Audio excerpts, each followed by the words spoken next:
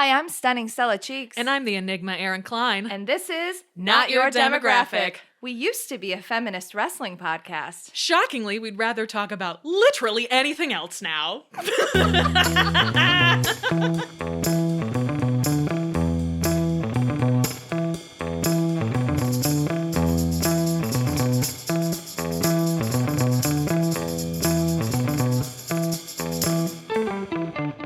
Welcome to the podcast. Hello. Energy levels up. No, energy levels at this, and if you aren't ready for this, then skip to next month. That's the energy level that we're bringing, that I'm bringing. This is as high as I'm going to get. There.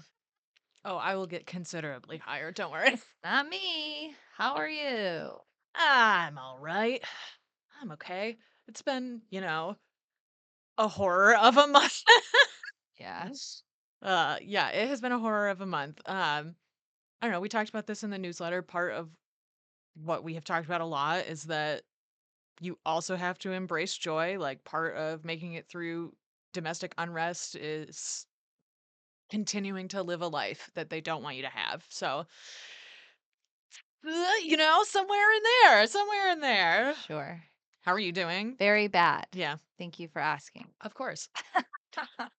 I mean, I don't know. I've thought a lot about this and I might talk about it more, but like I'm not totally like ready to talk about it or whatever. And I know it's like a lot of women are talking about stuff more, but like just fertility stuff is rough and hard on top of the horrors or whatever. So I'm bad. And if you ask me how I am, I will always tell you the truth. Mhm. So I think I've ranted about this before. This can be a mini rant again.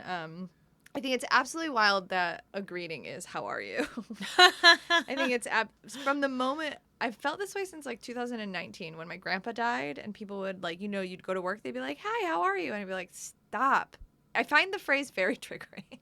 Interesting. And so it's a personal philosophy of mine that if you ask me how I am, I will tell you the truth. Because I think you should not say, how are you? I think you should just be like, hi, nice to see you. Or, Well, I don't know. I think if you care, like, I would ask you how you are, and you could tell me that you're not good. And I like, know. I think that there is some importance in that also of like, But it's used as a casual greeting. I agree, and I think you should respond honestly. But then it's also putting the pressure on the person to be like, oh, I'm going to tell somebody who I don't care if they know what my feelings are. Your choices are lie or tell somebody how you're feeling, even if you don't really want to.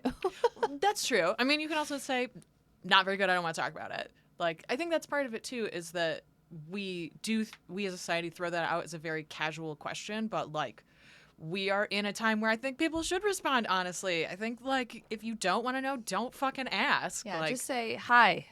Why do you have to say anything else? Say hello. just stop talking. Yeah, like you don't start an email or a letter off with a bunch of other stuff necessarily. You just say hi. Here's all of the other things I need to say. That's Just fair. say hi. You don't need to say anything else. Don't ask people how they are. That's my mini rant. Oh, Anyways, you could also, I feel like an alternative to that is say, hi, I really like X that you're wearing. yeah. Just start with a compliment. Hey, how are you?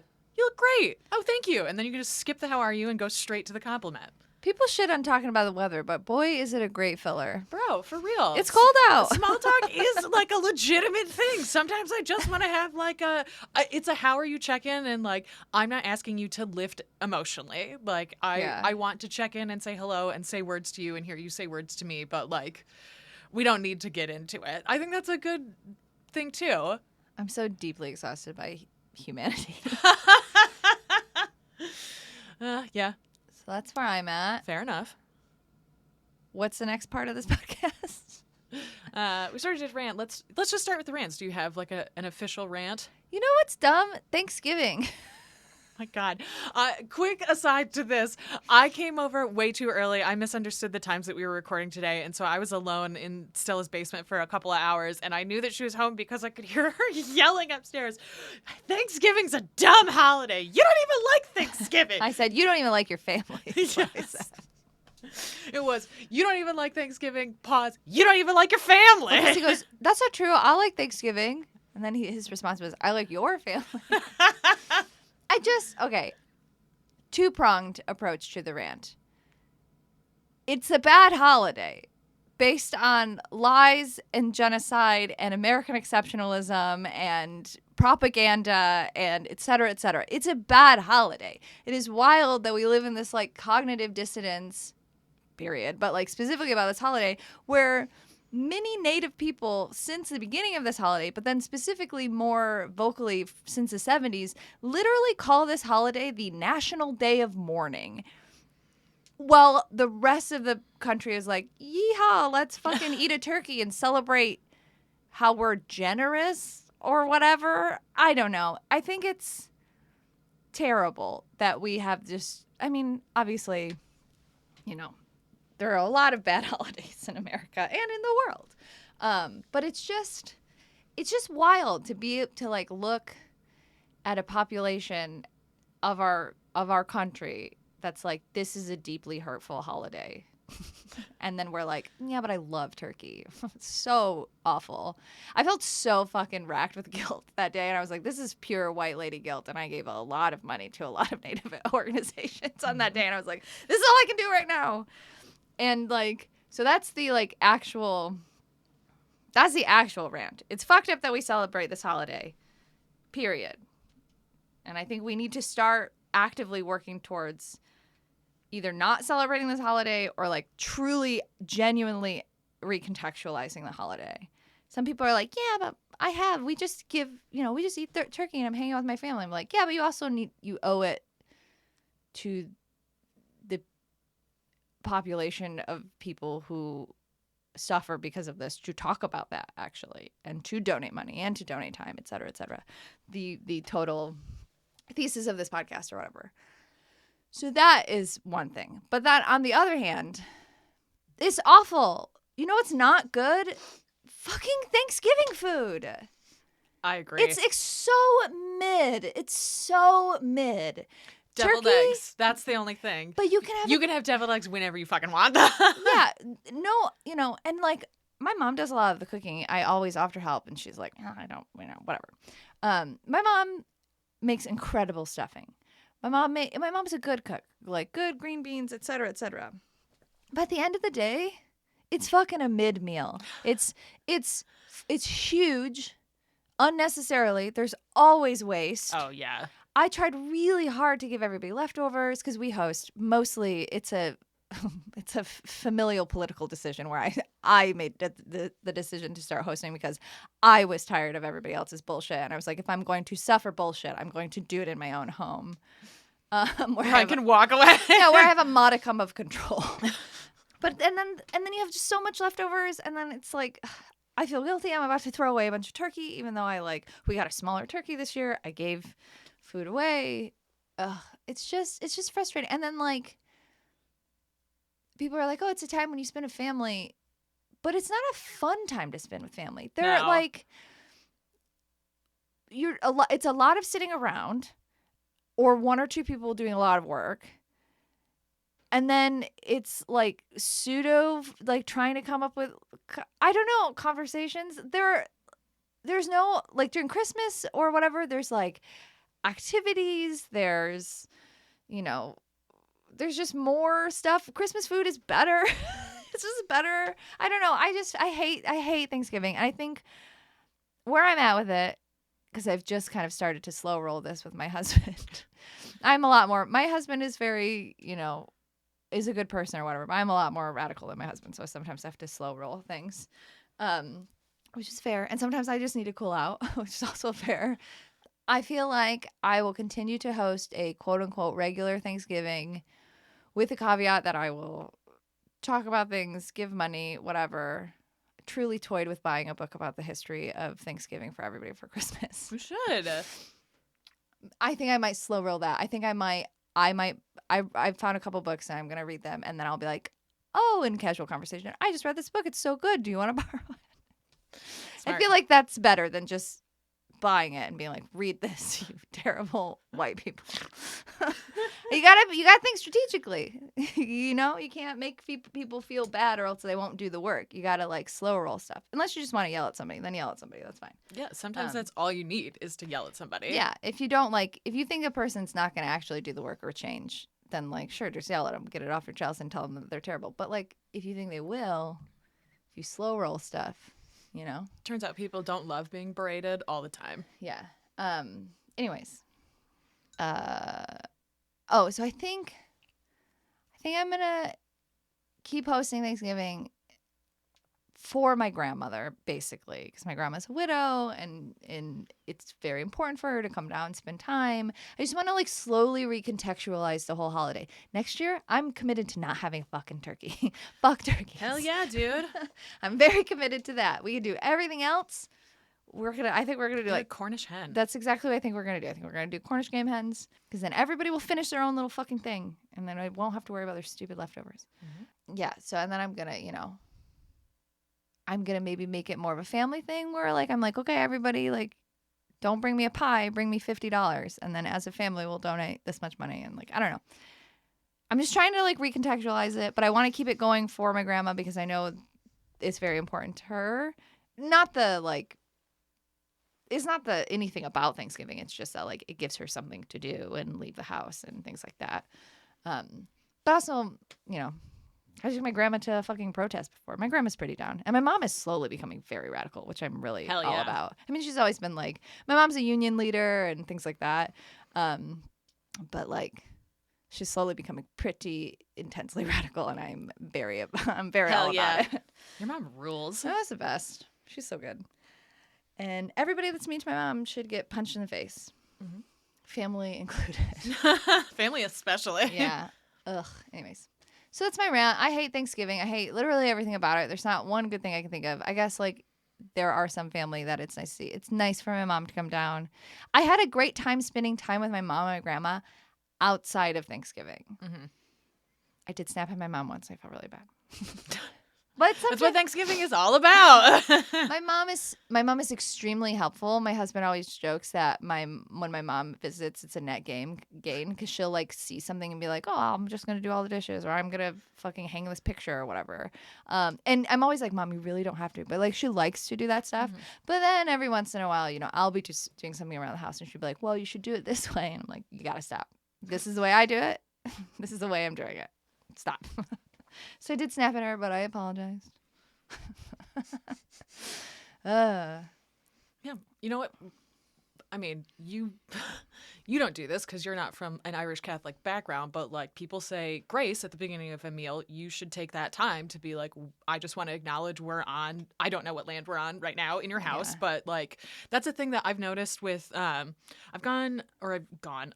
virtually attended a couple of like fashion symposiums in the last year because I just find it fascinating, and there's a bunch of that like available on the internet now, and a lot of those talks now, people from the New York bases will say that they'll just start their talks with, I just want to acknowledge that we're on stolen land from this tribe and this is the place that we exist and I want to acknowledge that, and then do their talk. I feel like that's a kind of grace that like that but it has to come with something else too. Well, it can't yes, just of be course. An acknowledgement. No, of course. I feel like that's a good way to start it though. Is like, I'm acknowledging this and I want to acknowledge that we're contextualizing this holiday, and like I feel like the head of the table giving the speech at the beginning is such a thing that people are so used to, and also is like a very Thanksgiving thing. I think that's a good way to slow roll it. It feels aggressive, but it's not like you're like, we're on stolen land. It doesn't feel aggressive. I just like don't want it to be like an empty thing. Like, oh yeah, no, this absolutely. is my past or whatever. Also, the reason, God, I don't think my in-laws will ever listen to this. If they do, though, maybe it'll be good for them. Sometimes the reason I don't want to bring up radical stuff around my in-laws, it's not because they're like Republican or whatever. It's because my mother-in-law has a gift, a talent to make things that are not about her. And I just feel, and then she also says things where you're like, you do that squint of like, that was really offensive, right? And I just feel like her new favorite thing to do, it's like past 2 years. Whenever she feels like somebody's not paying enough attention to her, she takes out her phone and reads the most horrific headline she can find out loud to the table. I swear to God, like trigger warning for sexual assault. We were at a fucking out like dinner at a restaurant, a nice restaurant, with my 80-year-old grandmother, and we were just talking or whatever. And there was a lull in the conversation, and this woman whipped out her phone and then was like, read some horrific headline about like rape at the middle of a table out of nowhere. We went on vacation, with a family vacation, whatever, this summer, and we were all sitting there. Mind you, 3 young kids in the room as well. Just a bunch of headlines about a murderer on the loose. And then, like, we'd be like, okay, Munich, trying not to engage with it. And then, like, an hour later, she was like, update on the murderer. And I was like, nobody wants this update. Oh, man. Anyways, Thanksgiving sucks. It does. I've never There's a lot of pressure on it. I've never gone home for Thanksgiving the entire time I've lived in Chicago. We were supposed to do it last year, and that huge snowstorm happened, so we couldn't. And then this year we got norovirus, and so we didn't go back. Like, these were the 2 years we were supposed to do it, and my mom made a joke, and she was like, I think you might just be fated to never come back for Thanksgiving. And I was like, you know what? I think you might be right. And it was nice. Like, we just hung out in our house. We made some food. I developed a norovirus sense memory. I can't even smell stuffing right now, and that might be a thing that lasts for a while. Because last time I had one, it was toast. I couldn't smell the smell of toast. It made me nauseous. I would throw up. That lasted for like 15 years. I've only recently gotten over that. So I have a feeling stuffing might be something that I have to be like, you cannot serve this to me. So my mom no makes Thanksgiving. such good stuffing. I like stuffing. Man. Michael makes great stuffing. And I went, like, during the day, it felt fine. We were eating. I went a couple days ago to open the leftovers, and the second I opened it, I was like, oh no. So that might be my permanent end to Thanksgiving. Yeah. So that's my rant. This holiday is bad. We used to do a big Friendsgiving, and that was fun. But the problem is now that I've started to host, the idea of hosting twice is bad. Hellacious. You know what I mean? Someone else has to do it. So we used to do potluck, then we would watch Thanksgiving. Oh, yeah, that's right. Then that one time we were watching Thanksgiving, and we were like looking at it, and we were like, is that Lindsay? And yes, I was there for that. And then we realized we knew the main girl. And she just looked so different. We were like, I think her name was Lindsay. I believe it's been a long time. Yeah, I believe it was Lindsay, actually. She was in a burlesque show with us, so we only knew her like fake name or whatever. And then we were like, is that? That can't be. Is it? Mm-hmm. And the next time we saw her, we were like, are you in this movie? And she was like, shamed. Yes. We love this movie. Incredible. Honestly, incredible. God, what a hilarious movie. I hadn't thought about that movie in maybe a decade. I've never watched the sequel. There's a sequel? Yeah, and I think they skip 2 and go straight to 3. It's just very funny. It's a very George Harrison thing to do. Yeah, I've never wanted to watch the sequel because, like, the first one, it's really like they're in on the joke, but like I don't think they realized how big it would get and whatever. And like it's one of those like, how in on the joke are they? Mm-hmm. But a remake, you're totally in on the joke, So it's like Evil Dead 1 and 2, where like this is literally the same movie beat for beat. It's just better made. Yeah, but this one's like Thanksgiving in space, so it's not the same movie beat for beat. I think it's in space. I'm pretty sure it's in space. Everything that comes out of your mouth the last like 5 seconds. It's in space. No big deal. I think it's in space. Fantastic. Whatever. What's your rant? My rant is being hungover. I have not been hungover in a minute, a long time actually. And I went out last night. I had 3 drinks, two beers and a cider. And part of it is a medication that I'm on. It makes me way more drunk, especially at night. If I'm like tired, it will just slam into me, which is what happened last night. And I slept on the couch, felt very nauseous, got sick. It was not great. And so I came over today and was hungover in your basement. And I'd already decided to do this for 2025, but I had this moment where I was like, I'm so glad I made this fucking decision. I don't ever want to be hungover again. Are you not drinking in 2025? Yep, I'm not going to drink in 2025 again. So I'm doing a dry year. And like again, I had already decided to do this, and then last night was like, yeah, I absolutely do not want to fucking feel like this. I want 2025, 2024, worst year of my life. Absolutely no question. Like, just a horrific year. Yeah. And so 2025 has to, like, I have a lot of decisions to make in the next year that are like really important and like some foundational decisions about my life and my relationships. And I don't want to do it drunk. I don't want to do it hungover. I just like, I need a year to not drink again. I did it in 2020, which was the fucking worst year to have picked. But I did it because I like a huge part of it was that I didn't like, I was working at a company where booze was just like a social currency. Everybody would go out to drink. There was a bar on the top floor. There, like Thursday and Friday, people just went up there. Shop local? No, this was at McDonald's. Oh, yeah. Okay. I'll cut that out. So there was like a bar upstairs. Thursday and Friday, people just emptied at like noon and would go drink. And I was like, I cannot fucking do this. That time that you came over to record, and I was just like trash. I couldn't get out of the bathtub. Like, that was one of those moments where I was like, this is part of this culture and I cannot fucking do this. It's killing me. And so I did 2020, and it was nice to like, part of what I wanted was I wanted to not do it for myself and because I was planning on being pregnant, and I wanted people to get used to me not drinking because I was a party person for like a long time. Yeah. And so I wanted to do that. And then we went into lockdown, and so I never really had the experience of like going out and being at the bar and having to set like a social boundary. Like, people knew, but we were all quarantined. Mm-hmm. So it was like, I'm glad I didn't drink because it would have been very easy to just drink through lockdown. And so that was nice. The election of 2020, like doing all of that sober, like I'm really, really glad that I did that. And so thinking about 2025, I was like, I think I just need to not feel that way. Like, booze just isn't important in my life in the same way. And like, one of my good friends that you know very well, Tony, he has been sober for like 3 months as like a permanent thing.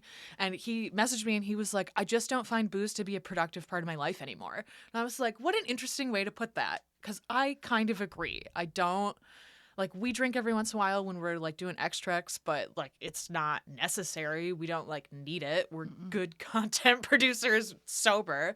So yeah, I had this very intense hangover this morning and was like, I feel very very happy that I've already made this decision to do this. I just like don't want to feel that way again. There's also so many good like mocktails and fake beer, Yes. and like I've almost completely stopped drinking. Obviously I'm trying to get pregnant, but also I'm not honestly, I'm not really even a social drinker. I like to drink a cocktail when we go out to dinner because like I Mhm. like that experience really. And like, you know, me and Nick were watching a bunch of rom-coms the other day, and they were all drinking wine, and I was like, well, now I want a glass of wine. But Mm. like, I'm not really like a get home from work and drink a beer or whatever person.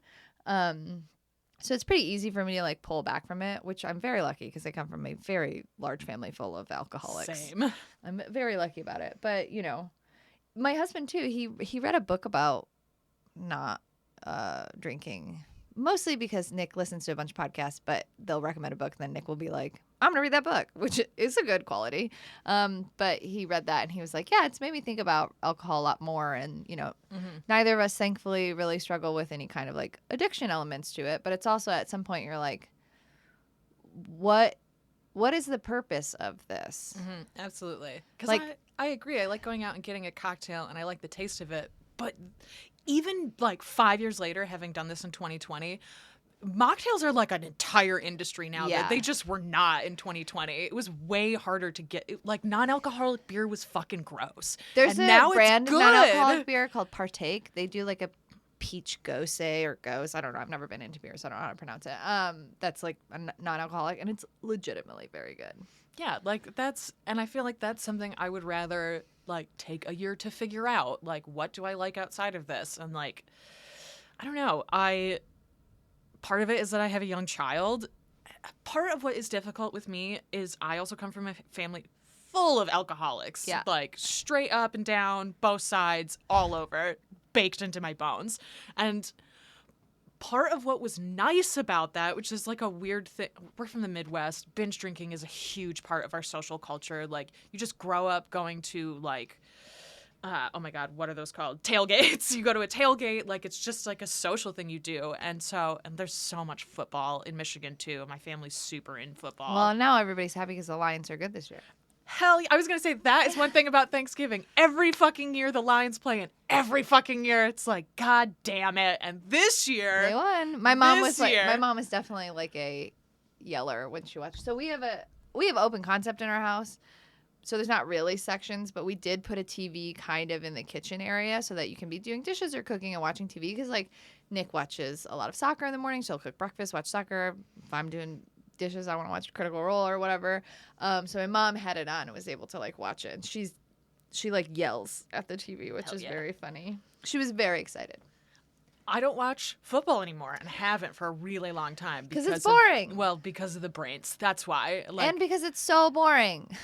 a football player just fucking died like very recently from on-field injuries. Like, Yeah.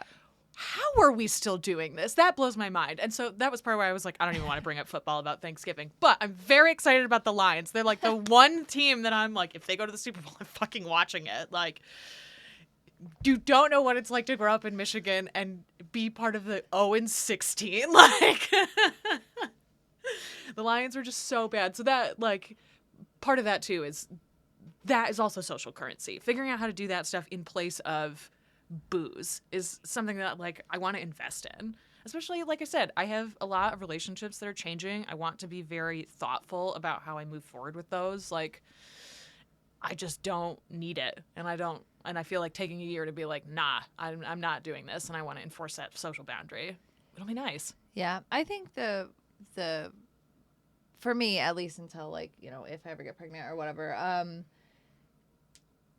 I genuinely do like an actually well mixed cocktail, but only if I'm drinking or only if I'm like really at dinner. I don't make a good cocktail, so like I feel like my thing, and honestly, like the prepackaged mocktails, there's a bunch of good ones. Sometimes like mocktails at a bar, they just put it on there or at a restaurant there because they want an option, but it's just like sugar water.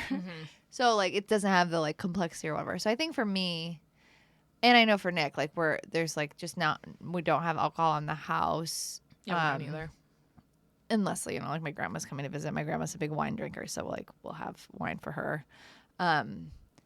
But I think mine is just going to be like, if I'm out to dinner, I'll get like, and a cocktail looks good, I'll get a cocktail. But like other than that, no. But that's also kind of how I am already. I like don't drink a lot. Like we even do a bit at Plan 9 with drinking, and I like drink 3 sips and then I give the beer to somebody else. I was just going to say, I feel like the time I drink the most is when at Plan 9 because there's a bar right there and like that everyone's But drinking. they the have whole some time. pretty good mocktails. They do have really good mocktails. And they're like actually legitimately good. So. Yes. So there you go. There's my rant. I fucking hate being hungover. I'm in my late 30s and the time has come. I don't want to be hungover for at least a fucking year. I started to get bad hangovers on the day after my 25th birthday. I get tummy hangovers. I'm a big throw up person. So. Yep. Man.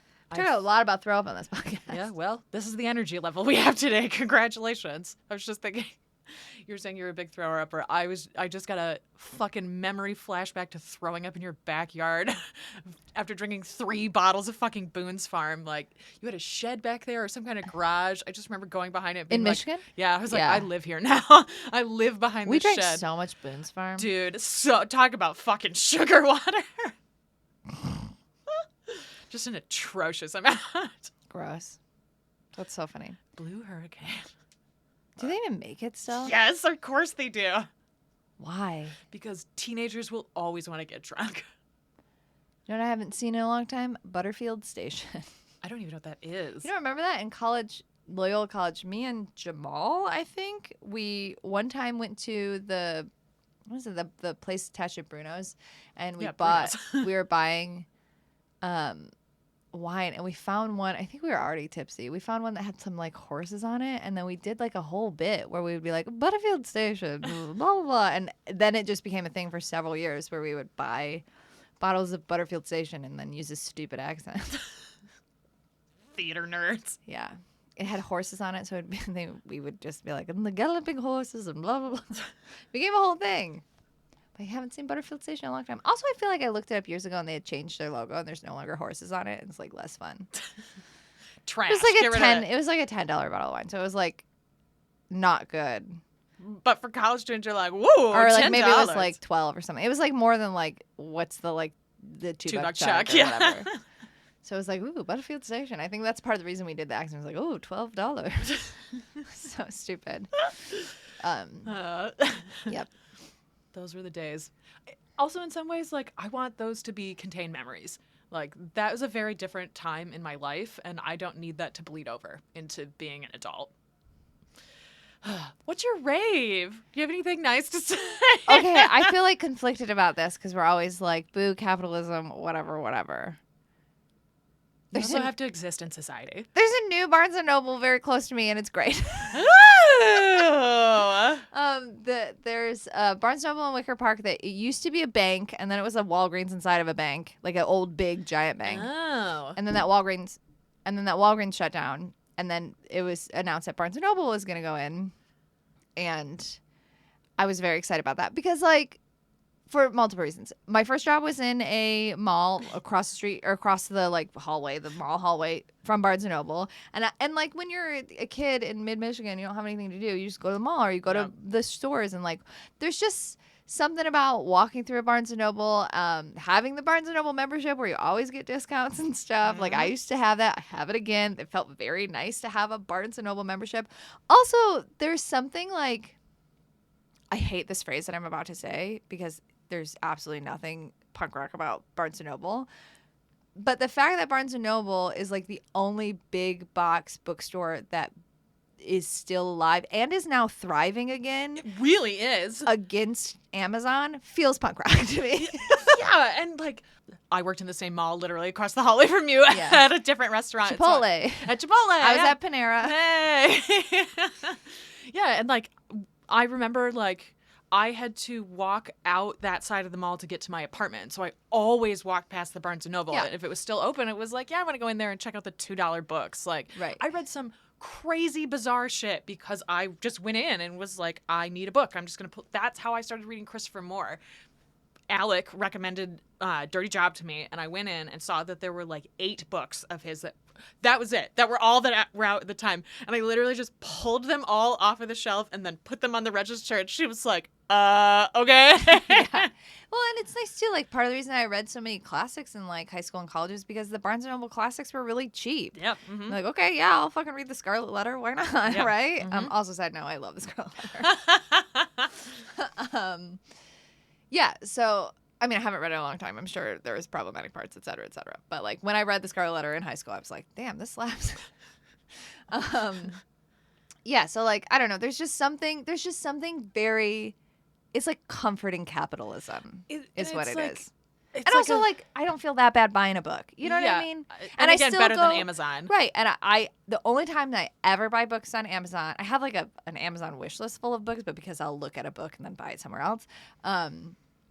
But the only time I ever buy books on Amazon is like when I was college, there were some textbooks that you literally can't get anywhere else.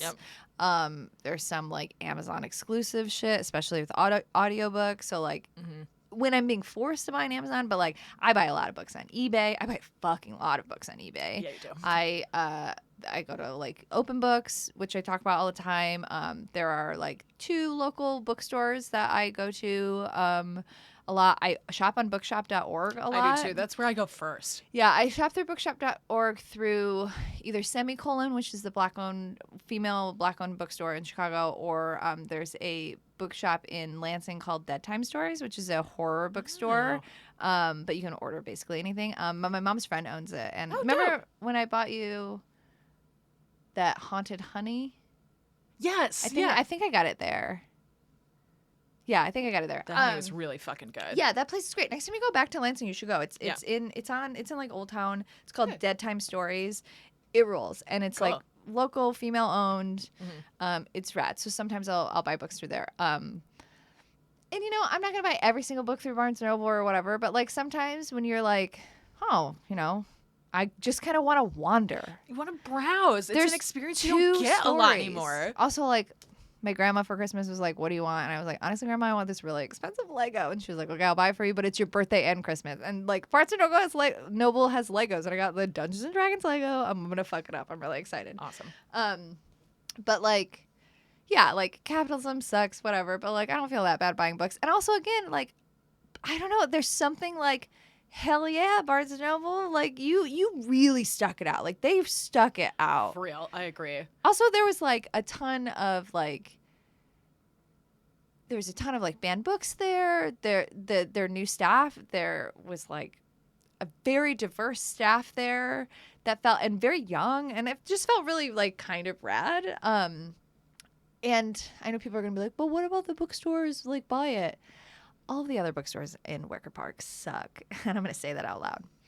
Nice. Myopic Books is owned by an asshole, and they don't take care of their books, and they're rude, and they're also sexist. So like, have fun if you want to go to Myopic Books, but Myopic Books sucks. And there's another bookstore that's also like a coffee shop, and it's woman owned, and they're very nice, but they don't have a huge selection because it's really tiny. So like, you could always go there, see if they have the thing that you want, and you could order it from there. But I don't know. There's just something cool about Barnes & Noble, and I like Barnes & Noble. I think, too, one of the reasons that Barnes & Noble has managed to stick it out is because they are like a soft third space. Like, you can go in there and not spend any money. Truly. And usually it's cool to, like, you can bring your own book and come sit in the chairs and just, like, hang out for a while. And like you were saying about malls, like, that was why we went to those places. Like, you didn't necessarily have to spend money. It was a place you could gather. And, like, we deeply need those kind of spaces again. They've just been fucking annihilated. And so I think Barnes & Noble really sits inside that niche. I do like that this Barnes & Noble doesn't have a Starbucks inside of it, because there's a Starbucks. There's Starbucks literally across the street. But there's something also nice about, like, it's just a bookstore. And not forcing your bookstore employees to work in a fucking cafe also. When they're like, I just want to be a bookseller. Yep, exactly. I worked for Barnes & Noble for a while. I will say, like, it's not perfect. It's still a corporation. Like, there's a big Harry Potter section, which is like, well, whatever. And it is still very corporate, whatever. But there was just something comforting about it. And like, I just like Barnes & Noble, and I'm gonna that's just a part of who I am, and I accept it. It's okay. You can be basic sometimes. Yeah. This Barnes & Noble specifically had like a really good, when they like have the curated sections, and then they have the people who are writing the books, like, their staff has excellent taste, and they put a lot of wild books up front where I was like, oh, these people are chaotic, and I like it. Hell yeah. So, yeah.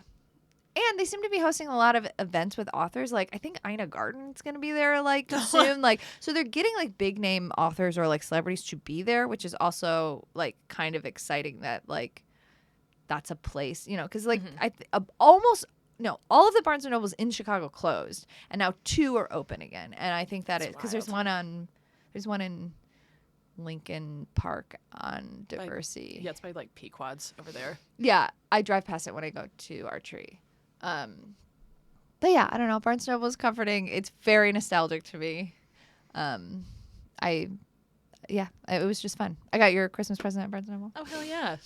Fuck yeah. Spoiler, it's a book. Fucking rad book, though. Shocking. I didn't know what to get you, and I was wandering in Barnes & Noble, and I saw it, and I was like, that's it. That's the thing I'm getting her. Hell yeah. So, very exciting. Yep, that's it. My rants are, I hate Thanksgiving, and my rave is I like Barnes & Noble. So, fuck me, I guess. What's your rave? My rave, here's a throwback, is wrestling. I watched a lot of wrestling in the last couple of weeks. It was really nice. I put this in the newsletter. I went to an AAW show and had a fucking great time. One of my best friends, Devin, it is like, we sit in the front row. He was like, we're adults. We can pay for this. Right. He was like, we sit in the front row. Because we kind of left the AAW indie scene in like COVID, and that's when he started to get into it. And so it's like, he's a totally different wave. He knows all of the storylines that are happening now. I don't know what the fuck is going on. And so I just blind bought a ticket. I was like, sure, get me a ticket, whatever. our friend that was buying them was like, okay, they're like $48. And I was like, that's it? Fucking take my money. And he called me and he was like, well, the prices went up a little bit. I hope it's okay. It's like $52 now. And I was like, shut up. Who fucking cares? Like, absolutely, I'm going to pay that. I don't care. And so we were sitting in the very front row, and I didn't realize until we got there that we had our backs to the hard cam. And so everything was facing us. And so it was cool to be like, I'm right up in here. A couple of people went like flying into the guards, and I was just like instinctively put my foot up and was like, yeah, I've been here. Everyone was like, are you okay? And I was like, yeah, I'm fucking fine. Like, I've been here. I'm like, this is not my first fucking rodeo. And so it was Josh Alexander's last match on the indies. And so walking weapon. It felt very like he was out of the scene for so long when we were in it because he was stuck in Canada. And so, like, I remember when he came back and it was like this huge deal. I do like Josh Alexander. And, like, I didn't really have any nostalgia for him that time. But to, like, come back and be like, I know who this dude is. He's been part of the scene forever. He's very good. Like, it was really cool to accidentally get to be a part of that. And I really enjoyed that. So that was very fun. Devin warned me. I didn't look at the card. I love to go in blind. That even when I was in it, I was like, I don't give a fuck. I'm gonna enjoy it. I know everybody on this card basically. Let's go have a fun time. And it was nice to like surprise myself. Like, oh, I didn't know Colt Cabana was gonna be on this show. It was like very exciting. And so I did the same for this. I was like, I want to look at it. And Devin called me before and was like, listen, I'm gonna be straight up with you. Matt Riddle's on this card. And I was like, okay, well, I'll bring a book, whatever. I'm sitting in the front fucking row. And I got there and was like, I forgot my fucking book. And so what I did during Matt Riddle's match, I was on camera like the whole time. I was like, I'm in the front row. I'm loud. I'm like yelling. Dev riffs with them. He knows everybody. And so he's like in it. And so Matt Riddle started to come out and I just got up and left. I went to the bathroom. A couple of other women were in there and we just kind of were like, yeah, okay. We all know what's going on. Fuck this guy. Fuck this guy. And so I went to the concession stand, got a giant box of nerds, like about this size, the size of like a fucking notebook. It was like a jumbo pack. And I just sat in the front row, poured nerds into my hand, separated them out, ate them one by one, literally did not look up at the match one single fucking time. And I was like, I don't care that I'm on camera. Fuck this guy. And it became very obvious. And there was a point where I made eye contact with one of the videographers and was like, yeah, bruh, I don't give a fuck. I'm not even pretend like I give a shit about this match. And it felt excellent. It felt so good to be like, oh, I remember what this is like. Fuck this dude. But also like, I'm going to have a nice time. I'm going to have the best time of my fucking life ignoring this shit. And so it was really nice to like feel very connected while still feeling like, I don't know what the fuck is going on and having a great, you know who's really popular? Davey Vega. He's like, he was like their champ for a long time. And like, and the last time I went to AEW, he was a champion, or AAW, he was a champion. Yeah. I buy it. I get it. It's just like, Davey Vega? Really? It was one of those jumps that I was just like, really? And Devin was like, yeah, he's been champ forever. And I was like, what? Why? Because everybody else left. So I was just going to say he's separated from that crew. And he's like, oh, it turns out I'm way better by myself. Which fair enough. Yeah, I did that. And then I also showed up at the Survivor Series party that I don't go to those anymore. I don't really get invited to them because I'm like, I don't watch WWE and haven't for a really long time. And our friend Ben was in town and he was like, hey, you want to come to this party? And I was like, yeah, I guess. Sure, I want to see you. So it was sort of the same thing. I don't know what the fuck is going on in WWE. It was the first thing I'd watched. It's so easy to follow still, exactly. Though. It was nice to sit down and be like, oh, okay, I kind of know what's happening here. I got to see Shinsuke win, which was awesome. As a cool vampire. Because I didn't watch in a long time, but I randomly watched the SmackDown parts of it, before Survivor Series. And we watched Survivor Series. And then I watched Monday because there's a whole New Day thing. And, I am a ride or die New Day person. Monday Night Raw is only 2 hours now. It was really nice. I know, it's been 2 hours since October, I guess, and I was like, wow, this is great. That's so much better. It was so much better. Wow, that rules. Yeah, it was.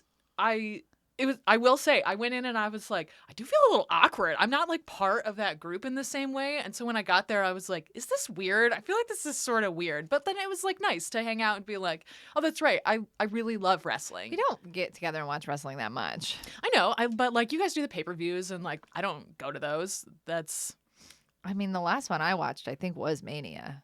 Yeah, that makes sense. I think Elimination Chamber is on a Plan 9 show, so none of us watch it. Well, fuck that. Fuck Elimination Chamber.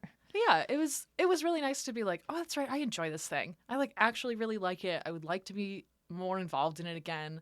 I just want to go to indie shows. I don't necessarily want to go to big shit again. Yeah. Do you still watch AEW?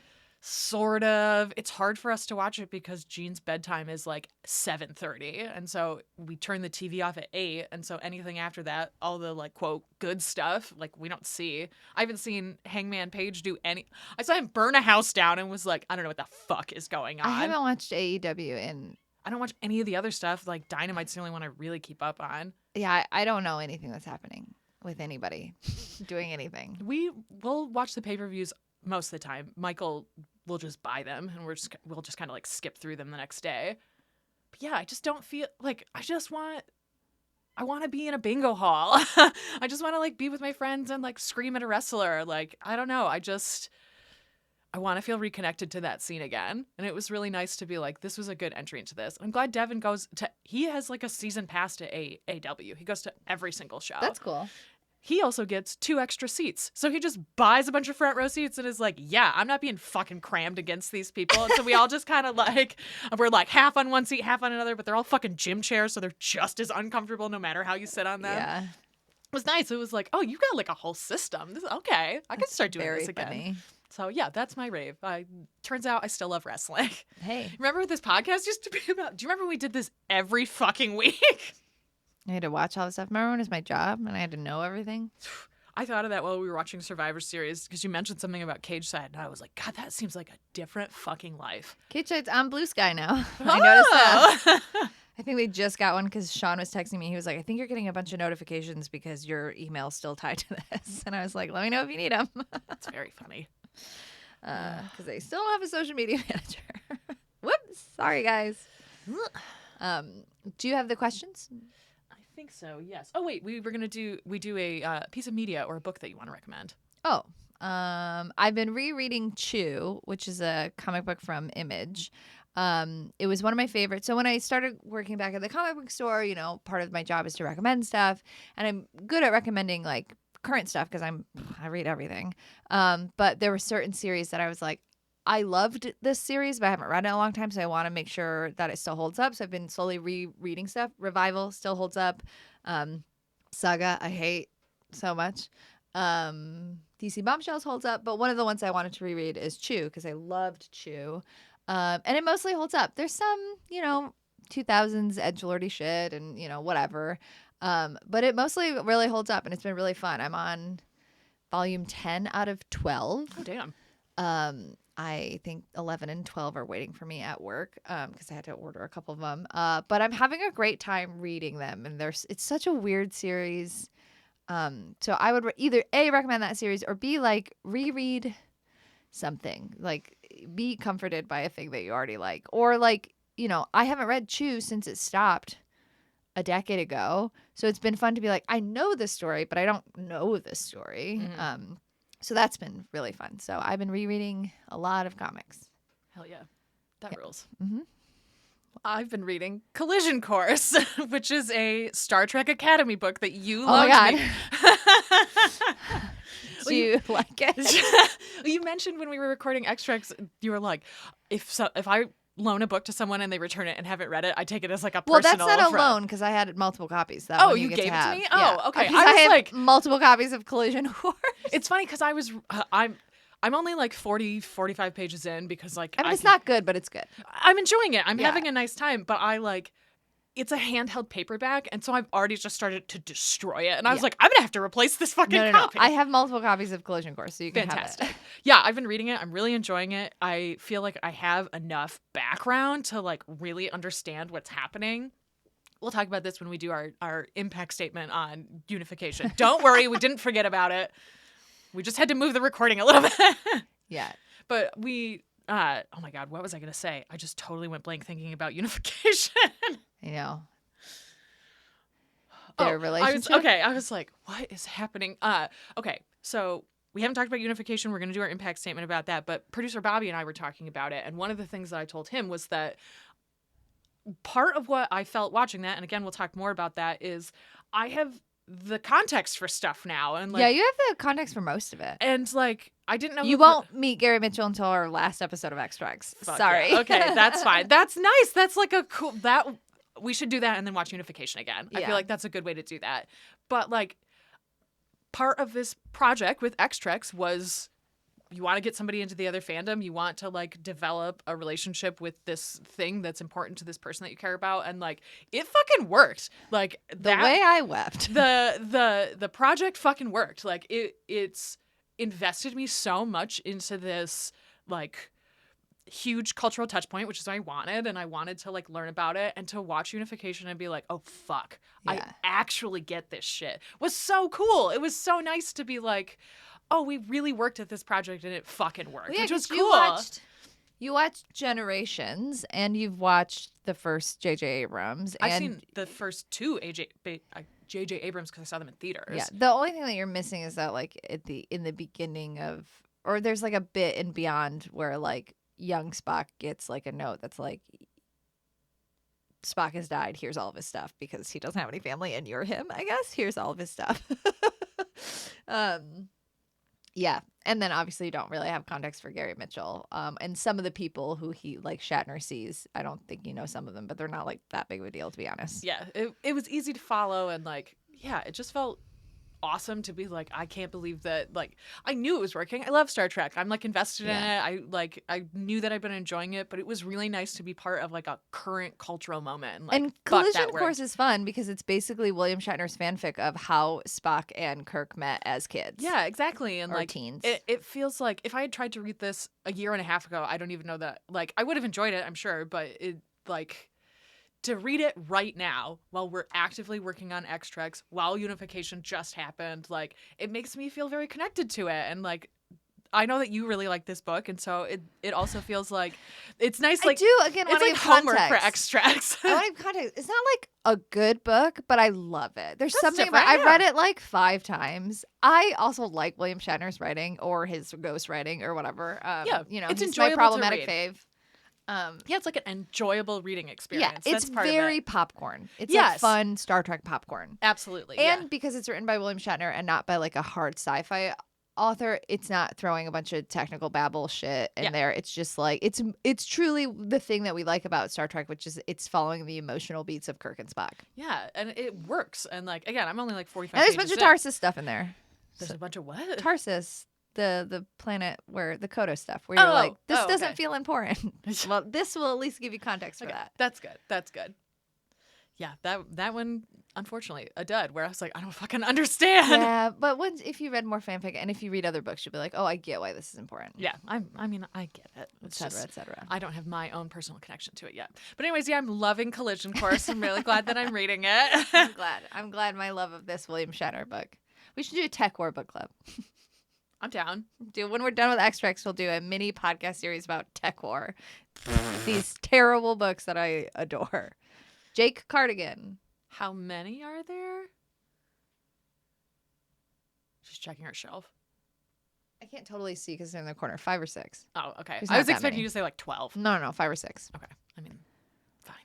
I don't even think I've read them all. I just like own them all. I do have Tech War signed by William Shatner. Of course you do. Did I tell that story? I probably told that story. I'll tell it again because it's my favorite.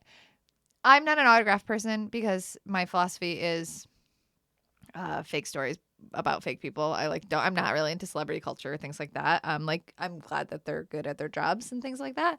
So I'm not really an autograph person, but you know, there's something like Shatner's gonna die soon, and he plays my favorite character in anything ever. Like, you know what I mean? Star Trek's so important, et cetera, et cetera. And most of them are dead, right? Yeah. Like, so there's just something about that. So I was like, I want to get something signed by him. And I was like, oh, fuck, you know what I want signed by William Shatner? Tech War. Because I was like, if I'm going to do it, I want to do like a bit because obviously, right? Commit, yeah. So I'm waiting in line. I'm wearing the shirt that Bobby made for me for Christmas that just says, fuck yeah, Tech War. It's but the one you're wearing in our F-U-K. production photos. Yeah, because I love it. And so I'm waiting in line there, and then I'm waiting with all these like old white dudes. And one guy's like, "What are you getting signed?" And I was like, "Oh, I'm getting my Tech War copy signed." And he was like, "What's that?" And I was like, "You don't know what Tech War is," which was fun because I'm actually like an old white dude. And And so, if you've ever been in those lines, they like put you through really fast because they're like, we got to burn and churn. Like, don't Yep. talk to them, just whatever. And also, this was like right after the world kind of opened up. So everybody's masked. So I go up to him and his handler opens the book and slides it over. Mhm. So he didn't see what the fuck was. And he's like, oh, who do you want to make it out to? And I tell him, and he signs it. And then he closes the book. And then he just like truly like had a moment where he shut down for a second and then was like, and then he like looked up at me with this kind of like confused joy because he was like, who is bringing me a tag war book? And then noticed that I was like an attractive young woman. Wearing a shirt that says fuck yeah, tag war. And he was like very delighted. And he was like, he just kind of smiled at me and nodded and then like slid the book back. And I think it was like a good experience for him. It was a good experience for me. We exchanged almost 0 words, which is exactly what I want. Yes. I don't want to have a conversation with a celebrity. No. I made his day, he made my day, and now I have a signed copy of Tag War. Fuck yeah. Perfect celebrity interaction. You have a good Patrick Stewart one too. Yeah, I got him to sign a copy of The Tempest, and he was so excited that I wasn't having Star Trek signed that he wanted to talk to me about Shakespeare. So we started talking, and then his handler was like, "Sir, you have to stop." And I got an autograph for a friend by Jonathan Frakes. Because he loves Riker, and Jonathan Frakes is a wild maniac. I love him. He has like break apart glasses, and he was like chewing gum very aggressively, and was like very wild, and it was very fun. And then me and my friend at Dragon Con, we have a Bev and Troy working out cosplay, and Beverly Crusher, Gates McFadden was going to be there, and we were like, do we pay for a picture in our costumes? And we're like, we got to. And she was also delighted. She was like, come on, girls, let's stretch. And I was like, hell yeah, Gates. That rules. That rules. So if I'm going to have a celebrity interaction, it's going to be specific. Yes. Mm-hmm. I'm not going to do it in any other way because I don't care. Like, I don't want them to like die or anything, but like, I don't care about them. I like the media they make. Anyways, Tech War Club. Tech War Club. All right. Well, that's my future, I guess. I'm excited that you're reading Collision Course. Yeah, I'm like I said, I'm really enjoying it. You're right. It is very popcorn, and like that's what I need. I'm in such a fucking big reading slump. I have been for years. It's like reading a shitty noir book. Like Yes. it's not bad, but it's not good. Right, It's just exactly. The experience is reading it, and then you put it down, and you're like, cool. Yeah. I don't need to think critically about this, really, which is nice. Yeah. All right, let's do a question before we wrap it up. Oh wait, go ahead. No, go ahead. We do have to do our like check-in about like what have you done for the world thing. We talked about doing that. Yes, I started another reoccurring donation with one of the abortion funds, and I specifically started giving money to oh my god, one of the M states, the bad ones, Missouri, Mississippi, Missouri. It's like it's one of those. All of them are bad. Name a good M state. Minnesota. Oh, okay. I was just thinking Michigan. of Michigan. Michigan's not that great. Michigan has turned around, man. Michigan took a 1-seat majority and went, we're going to fix this fucking state. And it is a much better place now. We shall see. Gretchen, she's working. Granholm and Gretchen, like, they're the go-tos. They fixed that fucking state. It's too bad Jennifer Granholm's Canadian. Otherwise, I would want her to run for president, actually. She ruled. She was the best. Anyway, yeah, I started a new reoccurring donation. So that was the thing that I was like, I'm going to make sure that I give money during this season, especially. I gave money to a couple Native organizations. I'm also, again, interrogating my feelings, opinions, or whatever, and thinking about ways to recontextualize that holiday. Obviously, I still voluntary week. Also, my kids' comic book drive is coming up, so Yes. I do this every year. I put in the newsletter the place where I volunteer. We do like 2 book fairs every year, and the one right before Christmas for the past 2 years. I think it's 2 years. I've raised a bunch of money to buy them comic books specifically so that they can take them home or whatever. And then also, shop local. I buy them all from Challengers, so it's like a twofer. But this year I've raised quite a bit of money. I've raised over $1,000 already, and I still have like 5 more days or whatever. So I am going to buy a bunch of fucking comic books for kids, and I'm so excited about it. Because I love comics. I love instilling that love of comics in a younger generation, and also it's fun to be able to go to my job and be like, here's $1,000. Yeah, you know for what I real. mean? Like, I want to support places that I care about. if you're going to shop local, also at Barnes & Noble. That's the one that you can shop at. That's not local. I will say I was glad that their comic section sucked because they were a little close to Challengers, and I was like, their comic section they're sucks. terrible.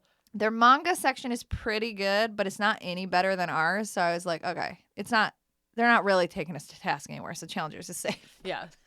Yeah, I noticed that the last time I went to a Barnes & Noble, too. They're still in the suburbs, and a lot of them are still very nice. Like, you're saying the 2 stories, too. Like, they find good locations to, like, make that work, too, which is nice. But the last time I went in there, I, like, went specifically looking for the comics. And first of all, couldn't fucking find it. It was, like, tucked away in a weird little crevice. And I went over there, and I was like, this is just manga, which is fine. Yeah, Like, manga is, like, yeah, and, like, they're blowing up.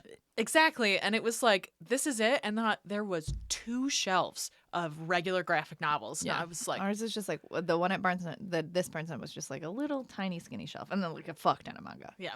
Though they didn't have my favorite manga. So fuck them. Just kidding.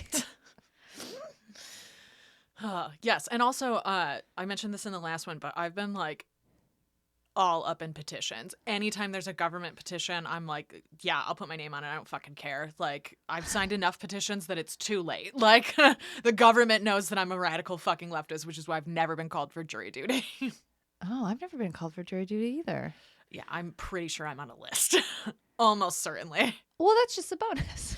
I want to serve jury. I've always wanted to serve jury duty. I would love to serve jury duty. I'm all about civic engagement. I do not want to be on a jury. Everyone in my family has been called to jury duty like 3 or 4 times. And I'm like, motherfuckers, put me on a jury. I want to be on a jury. No, thank you. It's my civic duty, and I want to do it. Seems very time consuming. Yeah, I like the idea that it's time consuming. I like that you have to put a lot of thought and effort into it. I mean, yeah, you should. I just specifically don't want to do it. Oh, I totally understand. Nobody wants to do jury duty. I do. and yet they won't let you. No, they won't let me. They certainly won't. But yeah, I've been signing a bunch of petitions. I put stuff in the newsletter every month, too, about things that you can sign. Like 2 months ago, I did car safety. Like, it's something that I'm trying really hard, too, about. One of the things that's going to happen in the next 4 years is the absolute destruction and disintegration of our like government institutions in ways that they should work. Hopefully there can be some kind of resistance to that. But like while it functions, I want to make sure that I'm pressing fucking politicians. Like, you fucking work for us. Make sure you're actually doing shit. And so that's a huge part of what I've been doing this month and probably will continue to do for the next several months. Like, that is a thing that I'm good at. I know how to get on like witness lists. You can sign like virtual witness lists in favor of certain like government regulations. And so like technically I'm listed as a witness in this kind of stuff. And like I know how to do that. And I've spent a lot of time learning how to do that. And so that's also something that like I want to provide that information and be like, all you gotta do is click here. All you gotta do is click that button. And then you can also be part of this witness testimony. So that is something I want to figure out how exactly to teach other people how to do. All right, now let's do a question. Okay, I have a question. I don't think it's on our list, but somebody asked me this recently, and I was like, I had an immediate answer and then was like, I don't know what my other one would be. I assume you don't actually want to be buried when you die. I don't either. I want to go to the body fields. I've been very clear about that. I want a sick headstone, though. I mean, you can put your body somewhere else and have a headstone. Yeah. It's just a memorial. Yeah. And then you don't have to fucking buy a plot in a cemetery. You just buy like a small little thing and they put No, I want like a big one. Oh, you want like a mausoleum. just for fun.